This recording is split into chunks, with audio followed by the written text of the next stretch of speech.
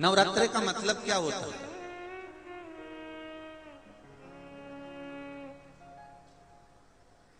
केवल 9 दिन तक देवी की आराधना कर लो, नंगे पैर ले लो,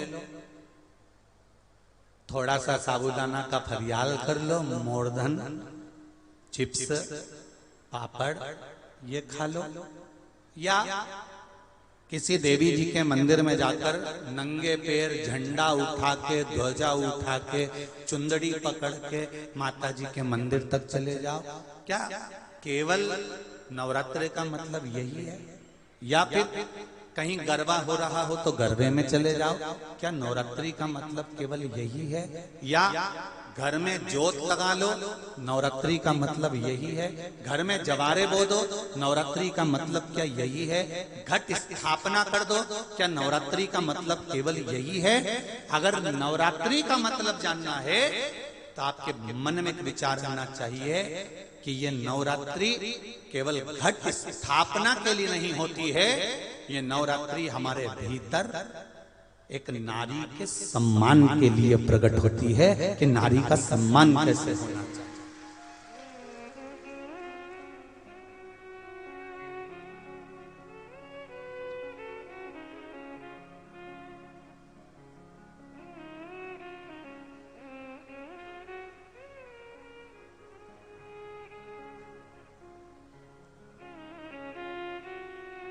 एक नारी का आदर क्या होता है? एक नारी का सम्मान क्या होता है? एक नारी के विचार, उसकी सोच, उसकी दृष्टि क्या होती है?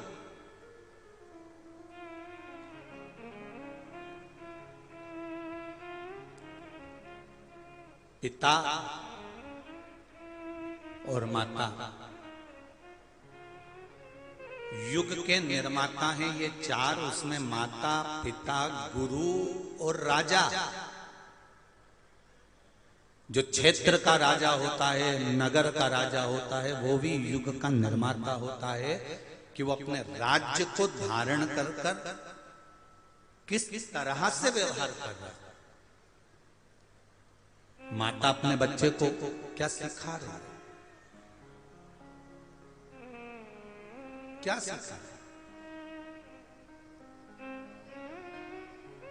आप में से कितनी माताएं जिनके बच्चे रोज प्रणाम करते हैं, चरण छूते? जरा हाथ उठाओ तो। देखा देखी में मत उठा देना री जी हो, क्योंकि देखा देखी में तो काम बिगड़ जाता है। रख लो रख लो, देखा देखी में काम बिगड़ जाता है। कक्षा 8वीं का पेपर था, बच्चे एक के पीछे एक बैठे थे, लिखने के लिए प्रश्न आ गया कि दिल्ली की सबसे बड़ी मीनार का नाम लिखो।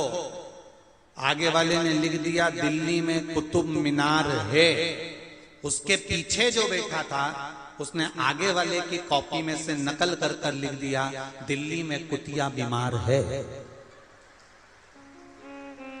लोग कहते हैं गुरुजी भगवान से कुछ मांगना नहीं चाहिए। अब दुनिया की तो आदत है, कुछ भी कहते रहेंगे कि भगवान से मत मांगो, भगवान से क्यों मांगते हो, भगवान को तो देना चाहिए, भगवान से लेना नहीं चाहिए। पर शिव महापुराण की कथा कहती है, लोग कहते हैं भगवान से मत मांगो, भगवान से मांगोगे तो भिखारी कहलाओगे, भिक्षुक कहलाओगे। एक बात मेरी बिहार की जीजियों से पूछूं, उत्तर दीजिएगा। और मेरे बिहार के जीजा, मेरे बिहार के बेटा बेटी सब उत्तर देना। मम्मी पापा से, अपने घर के माता पिता से बेटा बेटी कुछ मांगते हैं तो भिखारी कहलाते हैं क्या? जम के बोलो जरा। बहन भाई से कुछ मांगे और भाई बहन से कुछ मांगे तो क्या भिखारी कहलाएगा? जम के बोलो। नहीं। पति पत्नी से कुछ मांगे, पत्नी पति से कुछ मांगे तो क्या भिखारी कहलाएगा? नहीं। जैसे पति पत्नी एक दूसरे से कुछ मांग रहे हैं तो वो भिखारी नहीं कहलाते। बहन भाई एक दूसरे से कुछ मांग रहे हैं तो भिखारी नहीं कहलाते। बच्चा अपने माता पिता से कुछ मांगता है तो भिखारी नहीं कहलाता, उसी तरह हम जब महादेव से मांगते हैं तो भिखारी नहीं कहलाते, हम उसके पुत्र कहलाते।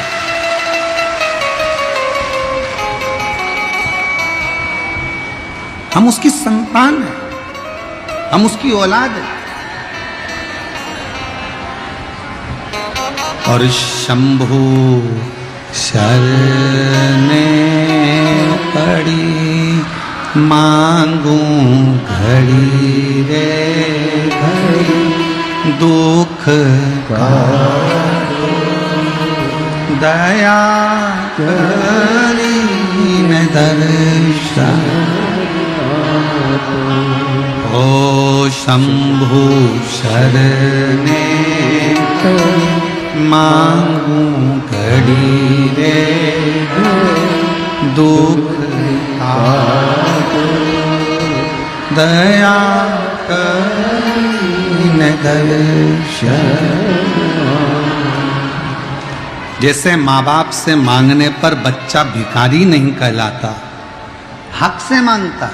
ये मेरे मम्मी है, ये मेरे पापा है, ये मेरे पिताजी हैं, ये मेरी माँ है, हक से मांगता है, हक से। उसी तरह भगवान से मांगने में, आप अगर भगवान शंकर के पुत्र बन गए, आप अगर भगवान शंकर की पुत्री बन गई, आपने दिल से शिव जी को अपना पिता मान लिया, भगवान शंकर को अपना पिता मानकर, पापा मानकर, माँ जगतजननी दुर्गा को, भवानी को अपनी माँ मानकर, मैया मानकर अगर आप प्यार करते हो, शिव से प्रेम करते हो, शंकर से हृदय से स्नेह करते हो, तो ये निश्चित है तुम्हारे दुख को देखकर देवाधिदेव महादेव भी दुखी हो जाते।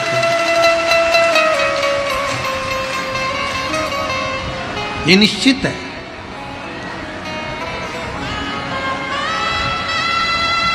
हमने कई लोगों के मुख से सुना है, कई लोग अपने प्रवचन में भी कह देते हैं भगवान से कुछ नहीं मांगना चाहिए, भगवान से कुछ मत मांगो। और शिव पुराण कहती है अगर अपने बाप से नहीं मांगेंगे तो किससे मांगेंगे? अपन अपनी मां से नहीं मांगेंगे तो किससे मांगेंगे? अपना दुख अपन अपने पिता से नहीं कहेंगे तो किससे कहेंगे? अपनी तकलीफ अपन अपनी मां से नहीं कहेंगे तो किससे कहेंगे? दुनिया के लोग प्रवचन में कहें कि भगवान से मत मांगो, भगवान को तो देव, भगवान को मत मांगो, भगवान को तो देव, तो उनको कह देना शिव हमारे पिता हैं, जगत जननी दुर्गा हमारी माँ है, और हमारे बाप और माँ से मांगने में हमें कोई संकोच नहीं है, उनसे हम मांग देना हो तो दीजिए जन्म जन्म का साथ, मेरे सिर पर रख दो भोले अपने ये दोनों, देना हो तो दीजिए जन्म जन्म का साथ, देना हो तो दीजिए जन्म जन्म का साथ। आप उससे मांग सकते हो, वो आपका पिता है।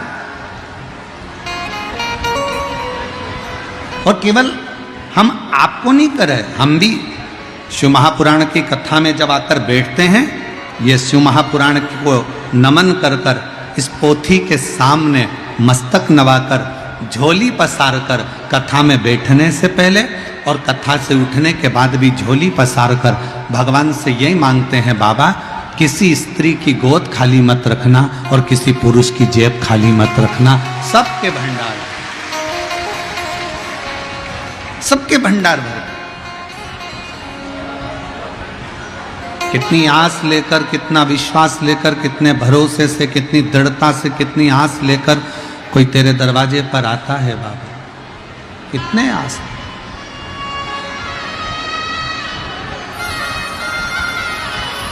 कोई कितना विश्वास लेकर तेरे पास में आता है बाबा, और तू उसकी झोली ना भरे तो ये कहां का बाबा। खूब प्रेम करो शिव जी से, खूब प्यार करो भगवान शंकर से, खूब स्नेह करो मेरे बाबा से, अपना बाप मानकर, अपना पिता मानकर। महाराज, ना पैसा लगता है, ना खर्चा लगता है, ना पैसा लगता है, ना खर्चा लगता है। श्री शिवाय नमस्तुभ्यम बोलिए, जीवन में अच्छा लगता है। तो बोलते, इसमें ना आपका धन लगना है, ना पैसा लगना है, ना कोई खर्चा लगना है। केवल शिव नाम का जाप करो। एक लोटा जल लेकर महादेव के मंदिर में रोज जाओ। अपना घर का दरवाजा छोड़कर प्रणाम कर कर श्री शिवाय नमस्तुभ्यम बोलते हुए मंदिर में प्रवेश करो। जल चढ़ाते समय बाबा से अपने दिल की बात कहो और बाबा से झोली पसार कर विनय कर कर फिर आओ। श्री शिवाय नमस्तुभ्यम। महाराज, माताएं एवं बहनों और पुरुषों से नम्र निवेदन है कि ये वीडियो अगर आप YouTube पे देख रहे हैं तो इस वीडियो को लाइक और सनातनी बेटा सुकू चैनल को जरूर सब्सक्राइब करें और बेल आइकॉन को दबा दें ताकि आपको नई वीडियो का नोटिफिकेशन मिलता रहे।